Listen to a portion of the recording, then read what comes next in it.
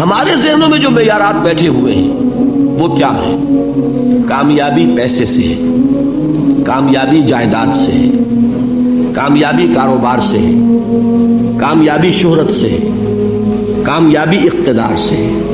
یہ معیارات ہیں. جو جتنا دولت مند اتنا کامیاب، جو جتنا مشہور اتنا کامیاب، جو جتنا پاپولر اتنا کامیاب، جو حکومت پر پہنچ گیا کامیاب، جس نے بڑا کاروبار جما لیا کامیاب، جس نے بہت جائیداد بنا لی کامیاب. یہی ہے اصل میں ساری بس کی گانٹھ.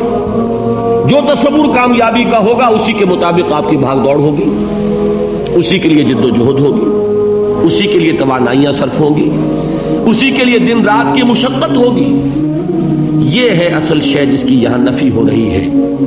کامیابی دولت سے نہیں، کامیابی شہرت سے نہیں، کامیابی اقتدار اور طاقت اور حکومت سے نہیں، بلکہ کامیابی ہے ایمان سے، عمل صالح سے، تواصی بالحق سے، تواصی بالصبر سے. آپ غور کیجئے اس نقطہ نظر کا، اس ایٹیچیوڈ کا، یہ جو مینٹل ایٹیچیوڈ ہے اس کا بدل جانا ہی انسانی شخصیت کے اندر انقلاب برپا کرے گا. اب آپ کا نتیجہ کیا نکلا؟ اگر تو دولت سے کامیابی ہوتی تو قارون بہت کامیاب تھا، اگر حکومت سے کامیابی ہوتی تو فرعون اور نمرود بہت کامیاب تھے. کامیابی ان سے نہیں ہے. کامیابی انسان دولت میں قارون کی دولت تک پہنچ جائے اور دنیا میں دبدبہ اور اقتدار اور سلطنت اور حکومت کے اعتبار سے وہ نمرود اور فرعون کا مقام حاصل کر لے، وہ ناکام ہے، خائب ہے، خاسر ہے، برباد ہے.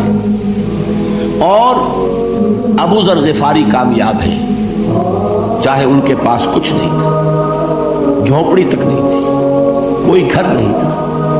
حضور نے فرمایا ہے اللہ کے کچھ بندے ایسے ہوتے ہیں جو کسی محفل میں جانا چاہیں تو انہیں اجازت نہ ملے، جو کہیں اگر رشتہ کرنا چاہیں کوئی ان سے رشتہ کرنے کو تیار نہ، کہیں کوئی سفارش کرنا چاہے تو ان کی کوئی بات ہی نہ سنے. لیکن اللہ کے ہاں ان کا وہ مقام ہے کہ اگر بھولے سے بھی کسی بات پر قسم کھا بیٹھتے تو اللہ ان کی قسم کی لاج رکھتا ہے. یہ ہے فرق. یہ جان لیجیے اچھی طرح. اس بات کا مان لینا آسان، اس پر سبحان اللہ کہنا آسان، لیکن اس کے مطابق آپ کے اپنے ذہن کا بدل جانا بہت مشکل. اس لیے کہ ہم متاثر ہوتے ہیں اپنے ماحول سے. وہ بڑا محل ہے، دیکھ کر ایک دفعہ جھجری آتی ہے، وہ بڑی سی 20 فٹ لمبی کار سناٹے کے ساتھ آپ کے پاس سے گزر گئی.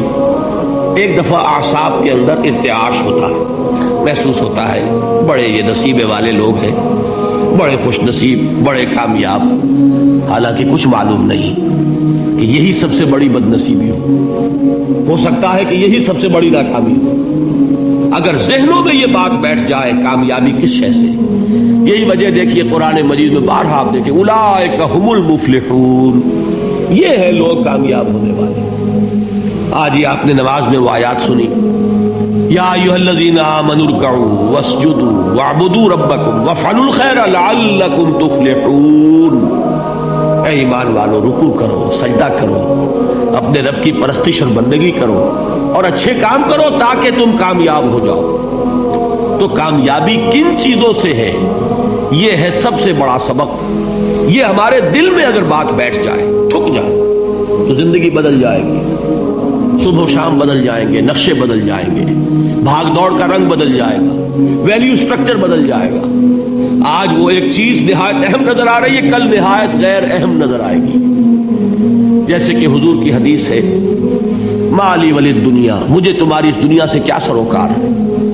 انما مثلی کراکب استظل تحت شجرۃ ثم راح فترکها، میری مثال تو اس سوار کی سی ہے جو تھوڑی دیر کے لیے ایک درخت کے سائے میں ٹھہرتا ہے سستانے کے لیے، پھر وہ اپنا راستہ لیتا ہے. اسے اس درخت سے مستقل تعلق اس کا نہیں ہے، وہ اس کا گھر نہیں، وہ اس کی منزل نہیں. اسی طرح یہ دنیا میرا گھر نہیں ہے.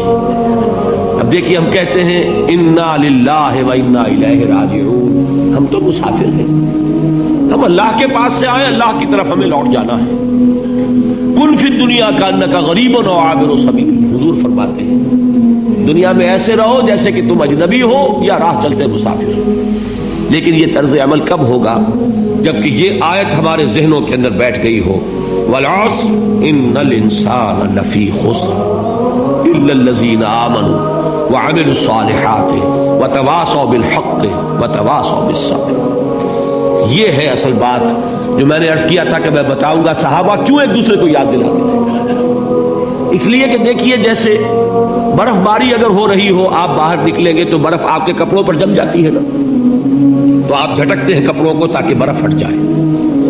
ہمارے ایمان پر اس دنیا میں رہتے ہوئے جب ہم متاثر ہوتے ہیں ماحول سے تو گردہ آ جاتا ہے، برف پڑ جاتی ہے.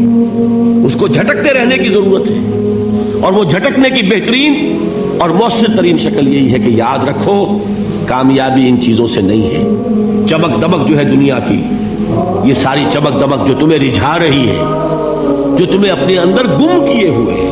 یہ لفظ گم پر اقبال کا وہ شعر یاد آ گیا کہ کافر کی یہ پہچان کے آفاق میں گم ہے، اور مومن کی یہ پہچان کے گم اس میں ہے آفاق. تم گم نہ ہو کر رہ جاؤ، اس میں مبہوت نہ ہو کر رہ جاؤ، مرعوب نہ ہو کر رہ جاؤ. دنیا ہی کی محبت تمہارے اوپر ڈیرے نہ ڈال دے، تمہارے دلوں کے اوپر مسلط نہ ہو جائے. لہذا تازہ کرتے رہا کرو والعصر ان الانسان لفی خسر الا الذین آمنوا وعملوا الصالحات وتواصوا بالحق وتواصوا بالصبر. پھر یاد کر لو، پھر تازہ کر لو اپنے اس یقین کو کہ کامیابی دولت سے نہیں، کامیابی ثروت سے نہیں، کامیابی اقتدار سے نہیں، کامیابی شہرت سے نہیں، کامیابی جائیداد سے نہیں. کامیابی ہے ایمان سے، کامیابی ہے عمل صالح سے، کامیابی ہے تواصی بالحق سے، کامیابی ہے تواصی بالصبر سے. یہ چار چیزیں ہیں کہ جو کامیابی کے لوازم.